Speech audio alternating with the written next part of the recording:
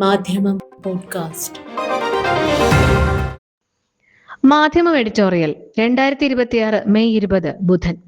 എന്തുമാത്രം അനീതിയും മനുഷ്യാവകാശ ലംഘനവുമാണ് നമ്മുടെ സർക്കാരുകൾ അനുവർത്തിക്കുന്നത്? UAPAയുടെ ദുരുപയോഗ സാധ്യതയെക്കുറിച്ച് ചൂണ്ടിക്കാണിക്കുകയാണ് ഇന്നത്തെ എഡിറ്റോറിയൽ. വേലി തന്നെ വിളവ് തിന്നാൽ.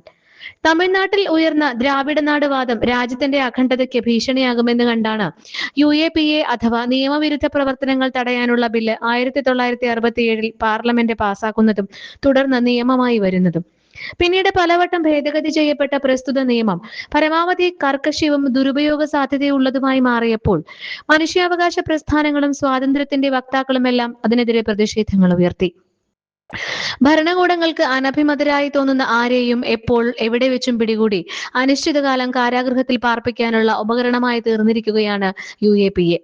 രാജ്യദ്രോഹം, രാജ്യത്തോട് യുദ്ധം ചെയ്യൽ, ഭരണകൂടത്തെ അട്ടിമറിക്കൽ തുടങ്ങിയ മഹാപാതകങ്ങൾ അനീതിപരമായ നിയമങ്ങൾക്കും അവകാശ ധ്വംസനങ്ങൾക്കും അപകടകരമായ നിയമനിർമ്മാണങ്ങൾക്കുമെതിരെ ഭരണഘടനാപരമായ അവകാശങ്ങൾ ഉയർത്തിപ്പിടിച്ച് സമാധാനപരമായ സമരം ചെയ്യുന്ന വ്യക്തികളെ കുരിശിലേറ്റാനും സംഘടനകളെ നിരോധിക്കാനും ഏറ്റവും അധികം ദുരുപയോഗം ചെയ്യപ്പെടുന്നത് പ്രസ്തുത കഠോര നിയമമാണ്. നിയമ ദുരുപയോഗത്തിന് ഇരകളാക്കപ്പെടുന്നവരെ അനിശ്ചിതകാലം നീതിന്യായ കോടതികളുടെ മുൻപാകെ ഹാജരാക്കാതിരിക്കുന്നതും അവർ കോടതികളിൽ സമർപ്പിക്കുന്ന ജാമ്യാപേക്ഷകൾ സർക്കാർ ഉന്നയിക്കുന്ന ഏകപക്ഷീയ ആരോപണങ്ങളുടെ പേരിൽ തിരസ്കരിക്കപ്പെടുന്നതും ഒറ്റപ്പെട്ട സംഭവങ്ങളല്ല. കേസ് നടത്തിപ്പിന് വേണ്ടിവരുന്ന ദുർവഹമായ ചിലവുകൾ മൂലം നിരപരാധികളായ തടവുകാരിൽ പലർക്കും കോടതികളെ സമീപിക്കാൻ കഴിയാറില്ല. തടസ്സങ്ങൾ പരമാവധി തരണം ചെയ്ത് ജാമ്യത്തിന് ബന്ധപ്പെട്ട ഹൈക്കോടതികളെയും സുപ്രീം കോടതിയെയും സമീപിക്കുന്നവർക്ക് അത് അകാരണമായി നിഷേധിക്കപ്പെടുന്ന സംഭവങ്ങൾ രാജ്യത്ത് ആവർത്തിക്കുകയാണ്.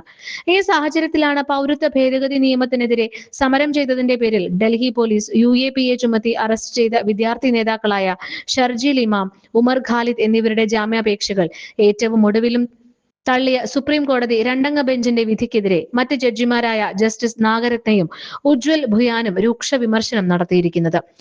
രാജ്യദ്രോഹം, ഭീകരത, ഗൂഢാലോചന, വിദ്വേഷ പ്രസംഗം, പൗരത്വ നിയമത്തിനെതിരായ സമരം തുടങ്ങിയ വൻ കുറ്റങ്ങൾ ചുമത്തി 2020 സെപ്റ്റംബർ 13 ജയിലിൽ അടയ്ക്കപ്പെട്ട മറ്റ് വിദ്യാർത്ഥി നേതാക്കൾക്ക് ജാമ്യം അനുവദിച്ച ജസ്റ്റിസുമാരായ അരവിന്ദ് കുമാർ, NV അഞ്ചാരിയ എന്നിവരടങ്ങുന്ന ബെഞ്ച് ഇവർ രണ്ടുപേർക്കും അത് നിഷേധിച്ചു. ഇതിനെതിരെ സമർപ്പിക്കപ്പെട്ട പുനഃപരിശോധനാ ഹർജിയും പ്രോസിക്യൂഷന്റെ എതിർവാദങ്ങൾ കേട്ട കോടതി തള്ളിക്കളയുകയായിരുന്നു. ആ വിധിയാണ് ഇപ്പോൾ സുപ്രീം കോടതിയുടെ തന്നെ മറ്റൊരു ബെഞ്ച് രൂക്ഷമായി വിമർശിച്ചിരിക്കുന്നത്. UAPA കേസുകളിൽ വിചാരണയ്ക്കുള്ള കാലതാമസം ജാമ്യം നൽകാൻ മതിയായ കാരണമാണെന്ന 2021 KA നജീബ് കേസിൽ സുപ്രീം കോടതി 3 ബെഞ്ച് പുറപ്പെടുവിച്ച വിധി അംഗീകരിക്കാതെയാണ് ഉമർ ഖാലിദിനും ഷർജീൽ ഇമാമിനും ജാമ്യം നിഷേധിച്ചതെന്ന് ജസ്റ്റിസ് നാഗരത്നയും ഉജ്വൽ ഭുയാനും ചൂണ്ടിക്കാണിച്ചു. UAPAയിലെ കർക്കശ വകുപ്പായ 43D5 ജാമ്യം അസാധ്യമാക്കുകയും വിചാരണ തടവ് അന്യായമായി നീട്ടിക്കൊണ്ടുപോവുകയും ചെയ്യുന്നതാണ്. അതുമൂലം ഭരണഘടനയുടെ 21 അനുച്ഛേദം ഉറപ്പു നൽകുന്ന വ്യക്തിസ്വാതന്ത്ര്യം ഹനിക്കപ്പെടുമെന്ന് കണ്ടാണ് വിചാരണ നീണ്ടുപോകുന്നത് ജാമ്യത്തിനുള്ള ന്യായമായി നജീബ് കേസിൽ 3 ബെഞ്ച് വിധിച്ചതെന്നും സമാദരണീയരായ ന്യായാധിപന്മാർ ഓർമ്മിപ്പിച്ചിട്ടുണ്ട്. വലിയ ബെഞ്ചുകൾ പുറപ്പെടുവിക്കുന്ന വിധികൾ പിന്തുടരാൻ ചെറിയ ബെഞ്ചുകൾ ബാധ്യസ്ഥരാണെന്നും അവർ അനുസ്മരിപ്പിക്കുന്നു. അതേസമയം UAPA പ്രകാരമുള്ള കേസുകളിൽ ശിക്ഷിക്കപ്പെടുന്നവരുടെ എണ്ണം വളരെ കുറവാണെന്ന വസ്തുതയും സുപ്രീം കോടതി ചൂണ്ടിക്കാട്ടുന്നു. ദേശീയ ക്രൈം റെക്കോർഡ്സ് ബ്യൂറോയുടെ 2019 മുതൽ 2023 വരെയുള്ള കണക്കുകൾ പ്രകാരം രാജ്യത്താകെ 2 മുതൽ 6% പ്രതികൾ മാത്രമേ ശിക്ഷിക്കപ്പെട്ടിട്ടുള്ളൂ. വിചാരണ തീരുമ്പോൾ 94 മുതൽ 98% പ്രതികളും കുറ്റവിമുക്തരാക്കപ്പെടാൻ സാധ്യതയുണ്ടെന്നും സുപ്രീം കോടതി വെളിപ്പെടുത്തുന്നു.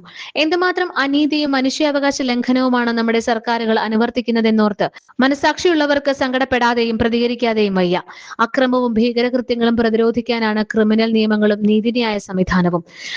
നമ്മുടെ രാജ്യത്ത് പക്ഷേ ഏറ്റവും ക്രൂരമായും ഭീകരമായും പെരുമാറുന്നത് ജനങ്ങൾ തിരഞ്ഞെടുത്ത സർക്കാരുകളും അവർ നിയോഗിച്ച കോടതികളുമാണെന്ന് വന്നാൽ പിന്നെ ജനങ്ങൾ നീതിക്ക് വേണ്ടി ആരെ സമീപിക്കണം, എന്തു ചെയ്യണം എന്നതാണ് ഗർഹണീയമായ ചോദ്യം. മാധ്യമം പോഡ്കാസ്റ്റ്.